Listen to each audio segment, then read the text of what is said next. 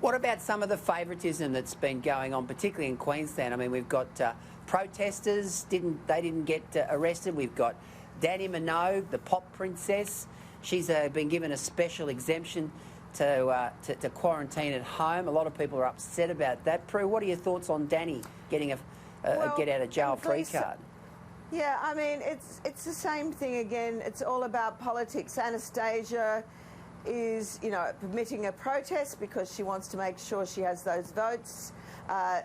She wants to be associating with the rock stars, the celebrities. She wants the AFL and the NRL because that's going to make her look like a rock star again when it comes to the election time.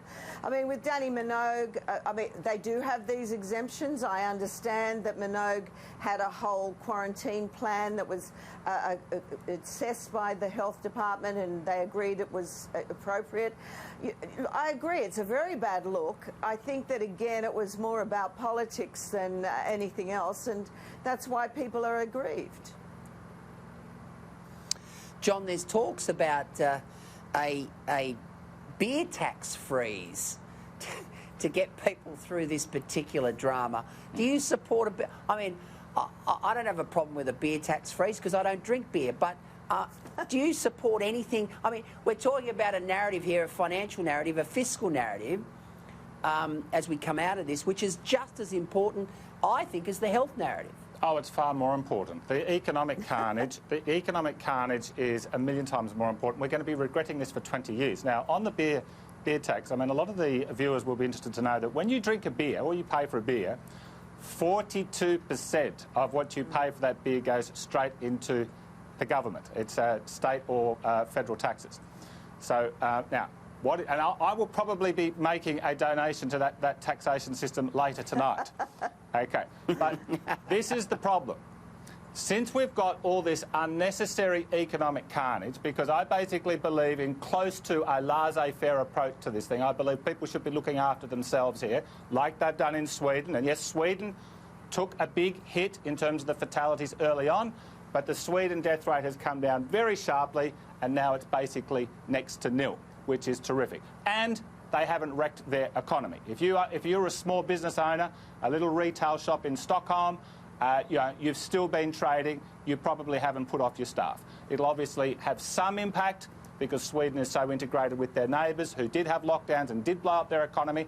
But on the beer tax, as much as I am sympathetic and as much as I have been a victim of the beer tax for many, many years, the truth is you can't go around saying wanting special favours for certain industries. What should be happening is business leaders across all industries should be a lot louder than they are in calling for the lifting of this lockdown. And if we go and bail out that industry, and then those two industries will say, well, what about us? And then these 15 industries will say, what about us?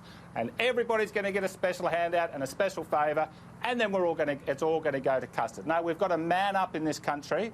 We've got to stop all these subsidies. It's JobKeeper, JobSeeker, JobMaker, Home Builder, one after the other. Prue, do you think JobKeeper should be extended for certain industries? Yeah, I do for certain industries, Gleeson, the hospitality industry in particular, but many, many others. I just think that, I just look at my own business, we have survived on JobKeeper, I have to say, but thankfully things are slowly picking up, so, I can hang on, and I did a remodelling of my business, and sadly that means I won't be employing as many people in future, and I think that's going to be the case. But I certainly think that the job seeker part of things just has to really be reviewed down, because people are not wanting to work anymore. They're getting double what they were earning before, and I use the word earning loosely. So I just think that that's a big disincentive to go and try and find work when you're, getting that kind of a reward for doing nothing. But I believe that the government next week will have to extend it for certain sectors. And as a sector that probably won't be getting a bit of a handout, I'm prepared to accept that. I think we're all going to have to park our greediness and just accept that some of us are going to be more equal than others. But if it means that the economy is going to improve as a result, well, then I'm prepared to suck it up. John Ruddick, you mentioned Donald Trump earlier. Now, you and I have spoken about this on a number of occasions. John Ruddick, viewers, he was one of the few commentators probably in the world that believed that Donald Trump would win the last election. The big question now, John Ruddick, is, and we're, what, 4 months out? Mm-hmm. Will he win on the first Tuesday in November against Joe Biden? Well, look, Gleeson, the polls are bad. Okay, Polls are terrible. But the polls were just as bad 4 years ago. That's the key point. Now, what silly old Mr. Seriously senile Joe Biden is doing, he's running the most unusual campaign for national leadership in the history of democratic elections, where he says, "I'll just stick in the basement and not open my mouth. I'll blame it on COVID. I'll blame it on COVID." But the truth is, whenever blame they it put on the boogie. Yeah, but it's all made up, because the truth is, if he really had a vision for America and he really wanted to go out there and persuade people to vote for him, he would come out. But the thing is, you put a camera in front of Joe Biden, and within about 45 seconds, his clear mental decline is very stark. Now, I think what will happen here is, I think that there was an extremely interesting poll last night in the United States. And it asked, and I've never seen a polling company ask this question before, and it was, do you believe that there are people in your community who will vote for Donald Trump but are not telling pollsters that they will vote for Donald Trump? 57% of people said yes. Now, why are so many Why are so many people telling pollsters that they won't vote for Donald Trump? Well, you've got violent mobs out on the street 3 blocks away. Yes. Your cousin. Good point, John Ruddick. Your cousin has been bashed up. Okay, you've seen it all on social media, and so some anonymous person rings you up out of the blue at 8:30 at night. They say, "Oh, hello, I'm just ringing up from the ABC polling company. Who are you going to vote for?" Now, a lot of these people are not that political. They want to vote for Trump, and they're thinking to themselves, "I'm not going to tell this anonymous person I'm voting for Trump. I'll take out an insurance policy and say, oh, yeah, I'm going to vote for Biden, but they are going to vote for Trump." Prue, you wouldn't underestimate Trump under any circumstances, would you? No, not at all. I think he's very savvy. And look, to an extent, it depends on the virus. Even though anyone with a brain understands that it's the Democratic governors that are really screwing it up, so it's not Trump. But I believe he could have shown a bit more leadership, about masks, about probably getting the army involved, or the military generally.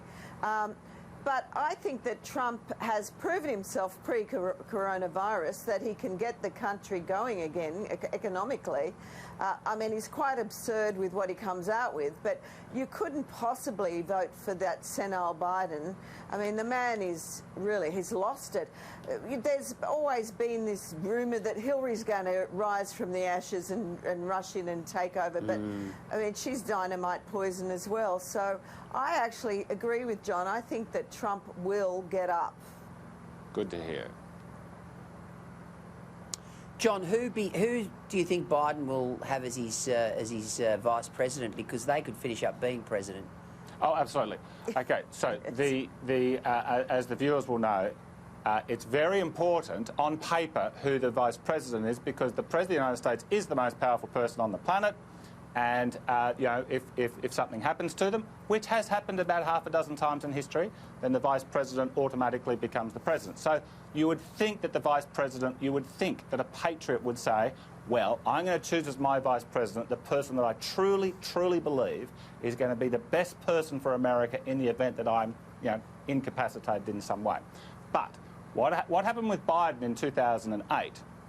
When Obama had won the nomination and he needed to choose a vice president, Obama didn't think about what's best for America. He thought, OK, I'm young, I'm an African American, I'm pretty left-wing for the Democrats go, so I need someone to balance it up, so I'll get someone who's old and white and been around forever. So it was identity politics that really got Biden in as the vice president. So what Biden is now thinking, he already said 6 months ago, when Me Too was still the dominant issue for the left, he says, oh, well, I'm going to have a female candidate. Well, what if there was someone out there who was better, who was a male? But no, he said, no, I'm going to have a female candidate. Well, now we've got the situation, Black Lives Matter rules the world, so he's now had to say, oh, well, it's also going to be a female of colour.